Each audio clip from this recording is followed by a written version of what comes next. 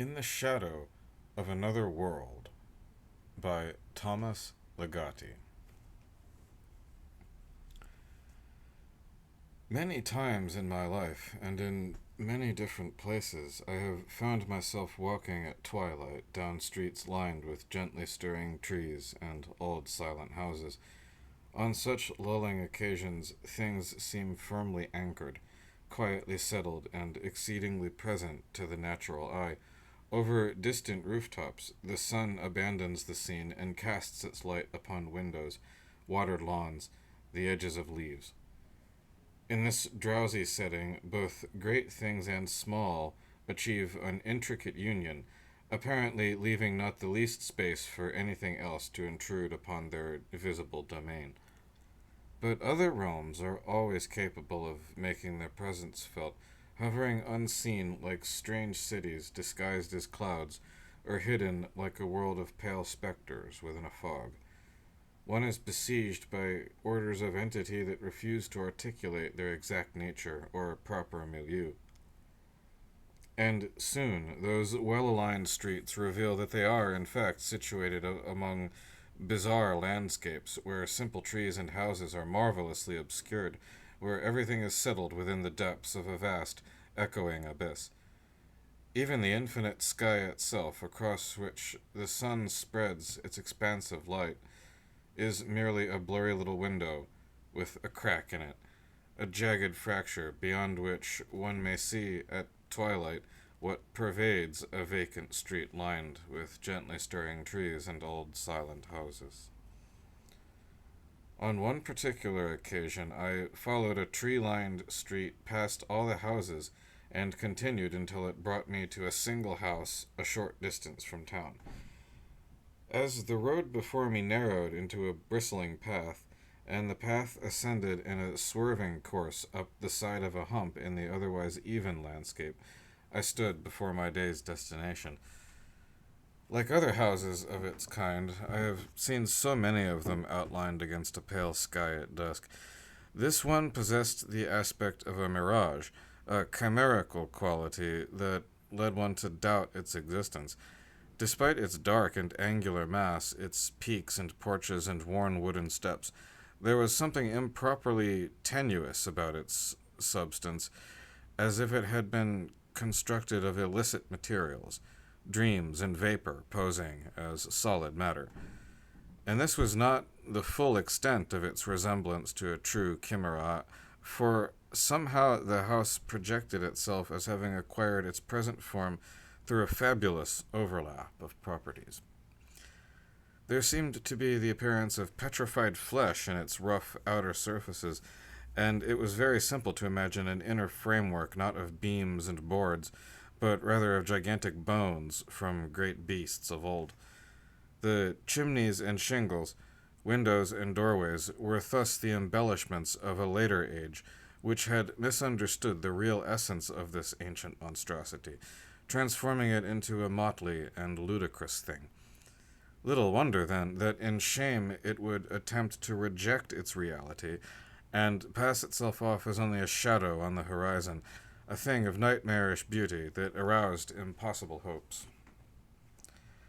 As in the past, I looked to the unseen interior of such a house to be the focus of unknown celebrations. It was my conviction that the inner world of these dwellings participated, after their own style, in a kind of ceremonious desolation, that translucent festivals might be glimpsed in the corners of certain rooms, and that the faraway sounds of mad carnivals filled certain hallways at all hours of the day and night. I am afraid, however, that a peculiar feature of the house in question prevented full indulgence in my usual anticipations. My reference here is to a turret built into one side of the house and rising to an unusual height beyond its roof, so that it looked out upon the world as a lighthouse, diminishing the aspect of introspection that is vital to such structures.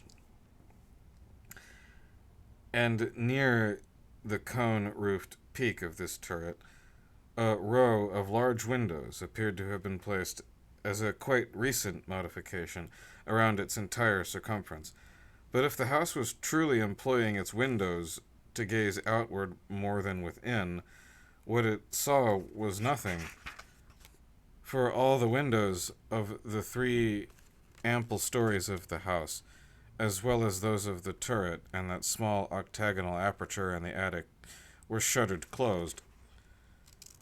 This was, in fact, the state in which I anticipated finding the house, since I had already exchanged numerous letters with Raymond Spare, the present owner. "I thought you would arrive much sooner," Spare said on opening the door. "It's almost nightfall, and I was sure you understood that only at certain times. My apologies, but I'm here now. Shall I come in?" Spare stepped aside and gestured theatrically toward the interior of the house, as if he were presenting one of those dubious spectacles that had earned him a substantial livelihood. It was out of an instinct for mystification that he had adopted the surname of the famed visionary and artist, even claiming some blood or spiritual kinship with this great eccentric. But tonight I was playing the skeptic, as I had in my correspondence with Spare, so that I might force him to earn my credence. There could have been no other way to gain his invitation to witness the phenomena that, as I understood from sources other than the illusionistic Spare, were well worth my attention. Unexpectedly, my host was mundane in appearance, which made it difficult to keep in mind his reputation for showmanship, his gift for trumped-up histrionics. "You have left everything as he had it before you?" I asked, referring to the deceased former owner, whose name Spare never disclosed to me, though I knew it all the same. But that was of no importance. "Yes, very much as it was. Excellent housekeeper, all things considered." Spare's observation was regrettably true. The interior of the house was immaculate to the point of being suspect. The great parlor in which we now sat, as well as those other rooms and hallways that receded into the house, exuded the atmosphere of a plush and well-tended mausoleum, where the dead are truly at rest. The furnishings were dense and archaic, yet they betrayed no oppressive awareness of other times, no secret conspiracies with departed spirits, regardless of the unnatural mood of twilight created by fastidiously clamped shutters which admitted none of nature's true twilight from the outside world. The clock that I heard resonantly ticking in a nearby room caused no sinister echoes to sound between dark, polished floors and lofty, uncobwebbed ceilings. Absent was all fear or hope of encountering a malign presence in the cellar, or an insane shadow in the attic. Despite a certain odd effect created by thaumaturgic curios appearing on a shelf, as well as a hermetic chart of the heavens nicely framed and hanging upon the wall, no hint of hauntedness was evoked by either the surfaces or obscurities of this house. "Quite an innocent ambience," said Spare, who displayed no special prowess in voicing this thought of mine. "Astonishingly so. Was that part of his intention?" Spare laughed. "The truth is that this was his original intention, the genesis of what later occupied his genius. In the beginning—" "A spiritual wasteland?" "Exactly," Spare confirmed. "Sterile, but safe." "You understand, then. His reputation was for risk, not retreat. But the notebooks are very clear on the suffering caused by his fantastic gifts, his incredible sensitivity. He required spiritually antiseptic surroundings, yet was hopelessly tempted by the visionary. Again and again in his notebooks, he describes himself as overwhelmed to the point of madness. You can appreciate the irony." "I can certainly appreciate the horror," I replied. "Of course. Well, tonight we will have the advantage of his unfortunate experience. Before the evening advances much further, I want to show you where he worked." "In the shuttered windows?" I asked. "They are very much to the point," he answered. The workshop of which Spare had spoken was located, as one might have surmised, in the uppermost story of the turret, in the westernmost part of the house. This circular room could only be reached by climbing a twisting and tenuous stairway into the attic. where a second set of stairs led up into the turret. Spare fumbled with the key to the low wooden door, and soon we had gained entrance. The room was definitely what Spare had implied, a workshop, or at least the remains of one. It seems that toward the end he had begun to destroy his apparatus as well as some of his work, Spare explained as I stepped into the room and saw the debris everywhere. Much of the mess consisted of shattered panes of glass that had been colored and distorted in strange ways. A number of them still existed intact, leaning against the curving wall or lying upon a long work table. A few were set up on wooden easels like paintings in progress, the bizarre transformations of their surfaces left unfinished. These panes of corrupted glass had been cut into a variety of shapes, and each had affixed to it, upon a single card, a little card, a scribbled character resembling an oriental ideograph. Similar symbols, although much larger, had been inscribed into the wood of the shutters that covered the windows all around the room. A symbology that I cannot pretend to understand, Spare admitted, except in its function. Here, see what happens when I remove these labels, with the little figures squiggled on them. I watched as Spare went about the room, stripping the misshapen glyphs from those chromatically deformed panels of glass, and it was not long before I noticed a change in the general character of the room, a shift in atmospherics as when a clear day is suddenly complicated by the shadowy nuances of clouds. Previously, the circular chamber had been bathed in a twisted kaleidoscope of colors, as the simple lights around the room diffused through the strangely tinted window panes. But the effect had been purely decorative, an experience restricted to the realm of aesthetics, with no implications of the spectral. Now, however, a new element permeated the room, partially and briefly exposing qualities of quite a different order, in which the visible gave way to the transcendental. What formerly had appeared as an artist's studio, however eccentric, was gradually inheriting the aura of a stained glass cathedral, albeit one that had suffered some obscure desecration. In certain places upon the floor, the ceiling, and the circular wall with the shuttered windows, I perceived through those prismatic lenses vague forms which seemed to be struggling toward visibility, freakish outlines laboring to gain full embodiment. Whether their nature was that of the dead or the demonic, or possibly some peculiar progeny generated by their union, I could not tell. But whatever class of creation they seemed to occupy at the time, it was certain that they were gaining, not only in clarity and substance, but also in size, swelling and surging and expanding their universe toward an eclipse of this world's vision. Is it possible, I said, turning to Spare, that this effect of magnification is solely a property of the medium through which... But before I could complete my speculation, Spare was rushing about the room, frantically replacing the symbols on each sheet of glass, dissolving the images into a quivering translucence, and then obliterating or masking them altogether. The room lapsed once again into its former state of iridescent sterility. Then Spare hastily ushered me back to the ground floor, the door to the turret room standing locked behind us.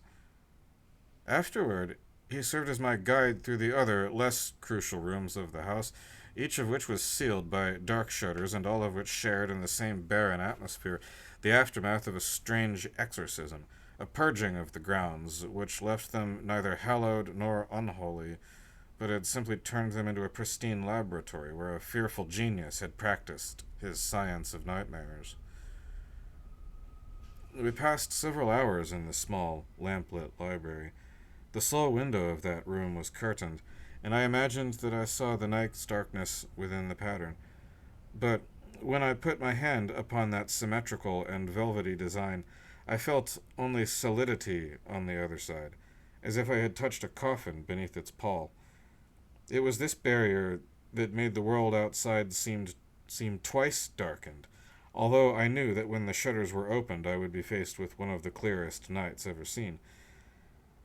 For some time Spare read to me passages from the notebooks whose cryptography he had broken.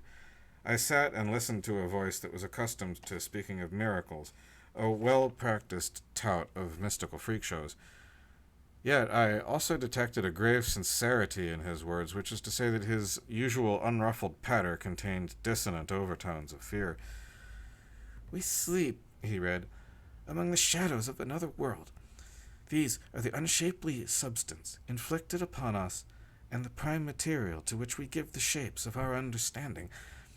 And though we create what is seen, yet we are not the creators of its essence. Thus nightmares are born from the impress of ourselves on the life of things unknown. How terrible these forms of spectre and demon, when the eyes of the flesh cast light and mold the shadows which are forever around us. How much more terrible to witness their true forms, roaming free upon the land, or in the most homely rooms of our houses, or frolicking through that luminous hell which in pursuit of psychic survival we have named the heavens. Then we truly waken from our sleep, but only to sleep once more and shun the nightmares, which must ever return to that part of us which is hopelessly dreaming." After witnessing some of the phenomena which had inspired this hypothesis, I could not escape becoming somewhat entranced with its elegance, if not with its originality. Nightmares, both within and around us, had been integrated into a system that seemed to warrant admiration. However, the scheme was ultimately no more than terror recollected in tranquility, a formula reflecting little of the mazy trauma that had initiated these speculations. Should it be called revelation or delirium when the mind interposes itself between the sensations of the soul and a monstrous mystery? Truth was not an issue in this matter, nor were the mechanics of the experiment, which, even if faulty, yielded worthy results. And in my mind it was faithfulness to the mystery and its terror that was paramount, even sacred. In this the theoretician of nightmares had failed, fallen on the lucid blade of theories that, in the end, could not save him.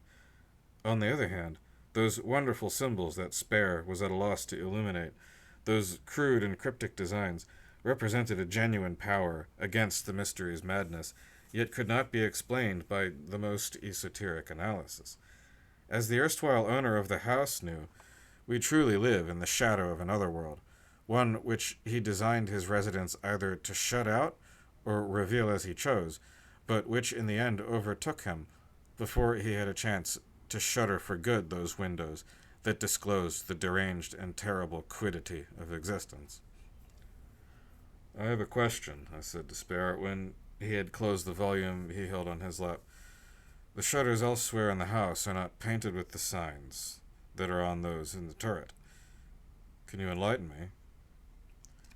Spare led me to the window and drew back the curtains. Very cautiously he pulled out one of the shutters just far enough to expose its edge, which revealed that something of a contrasting color and texture composed a layer between the two sides of the dark wood.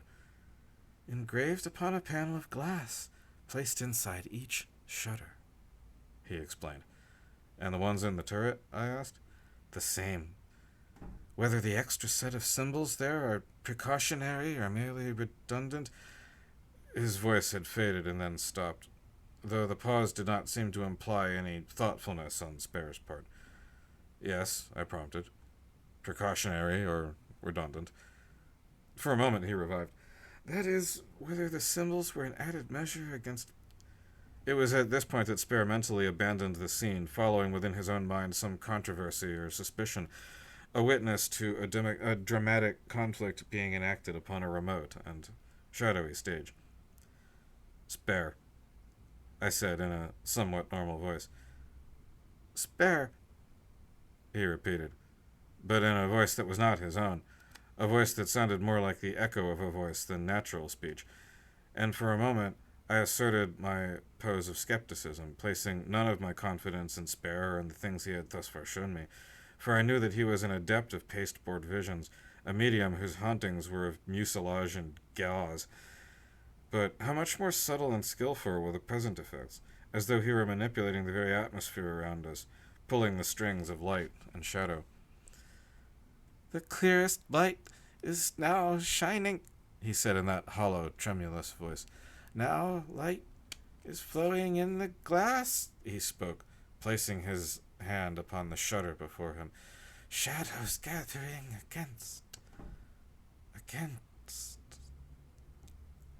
And it seemed that Spare was not so much pulling the shutter away from the window as trying to push the shutter closed while it slowly opened further and further, allowing a strange radiance to leak gradually into the house. It also appeared that he finally gave up the struggle and let another force guide his actions.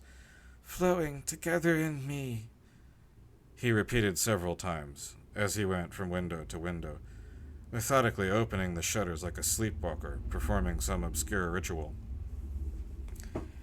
Ransoming all judgment to fascination, I watched him pass through each room of the main floor of the house, executing his duties like an old servant. Then he ascended a long staircase, and I heard his footsteps traversing the floor above, evenly pacing from one side of the house to the other. He was now a night watchman making his rounds in accordance with the strange design. The sound of his movements grew fainter as he progressed to the next floor and continued to perform the services required of him. I listened very closely as he proceeded on his somnambulistic course into the attic, and when I heard the echoes of a distant door as it slammed shut, I knew he had gone into that room in the turret. Engrossed in the lesser phenomenon of Spare's suddenly altered behavior, I had momentarily overlooked the greater one of the windows, but now I could no longer ignore those phosphorescent panes which focused or reflected the incredible brilliance of the sky that night.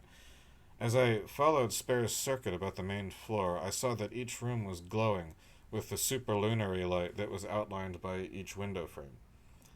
In the library, I paused and approached one of the windows, reaching out to touch its wrinkled surface, and I felt a lively rippling in the glass, as if there actually were some force flowing within it, an uncanny sensation that my tingling fingertips will never be able to forget. But it was the scene beyond the glass that finally possessed my attention.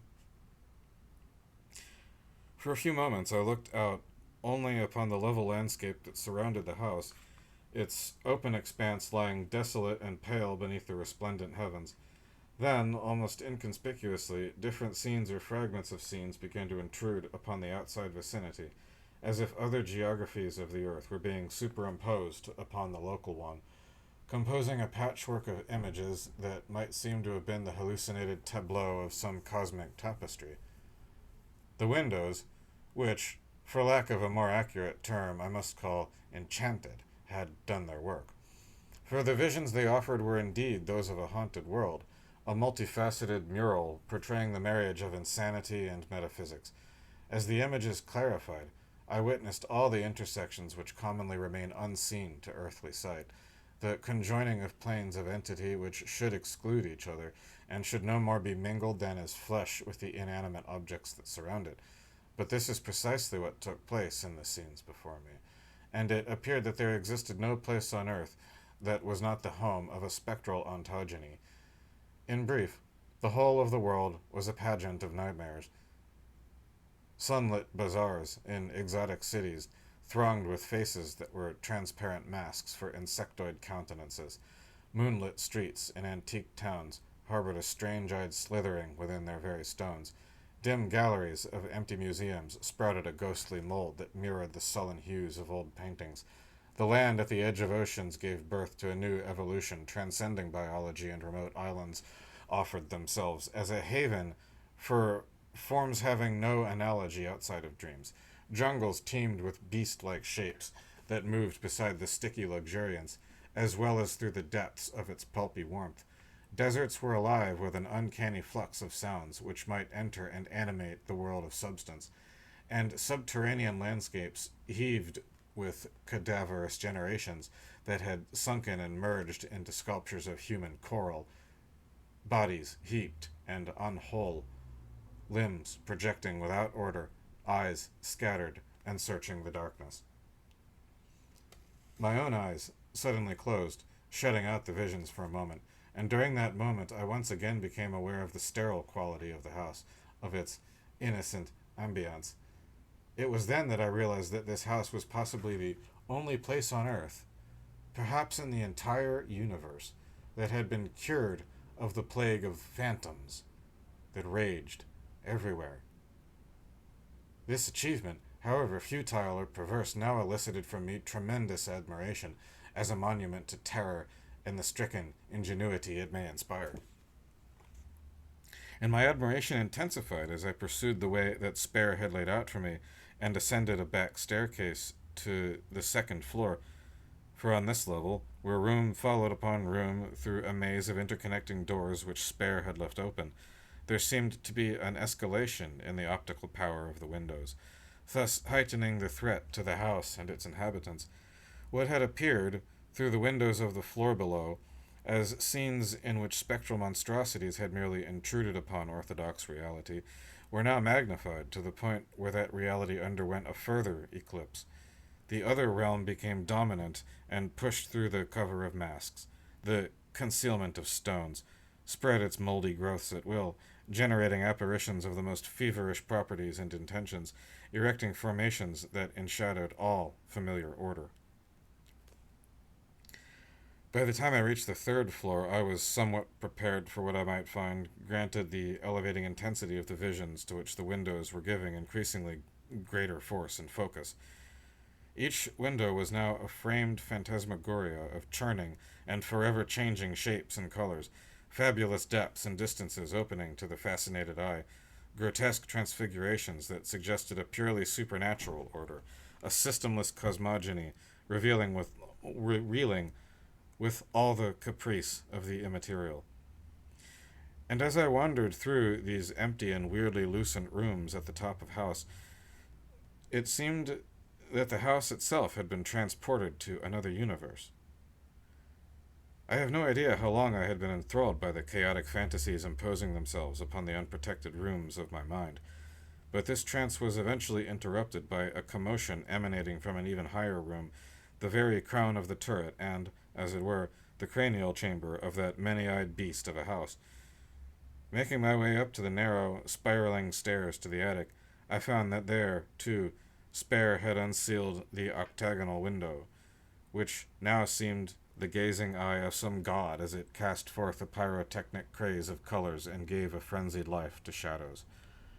Through this maze of illusions I followed the voice, which was merely a vibrating echo of vocal utterance, the counterpart in sound to the swirling sights around me. I climbed the last stairway to the door leading into the turret, listening to the reverberant words that sounded from the other side. Now the shadows are moving in the stars, as they are moving within me, within all things, and their brilliance must reach throughout all things, all the places which are created according to the essence of these shadows and of ourselves. This house is an abomination, a vacuum and a void. Nothing must stand against.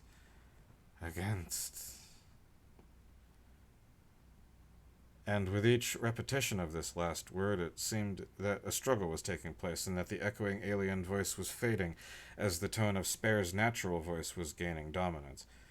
Finally, Spare appeared to have resumed full possession of himself. Then there was a pause, a brief interim during which I considered a number of doubtful strategies, anxious not to misuse this moment of unknown and extravagant possibilities.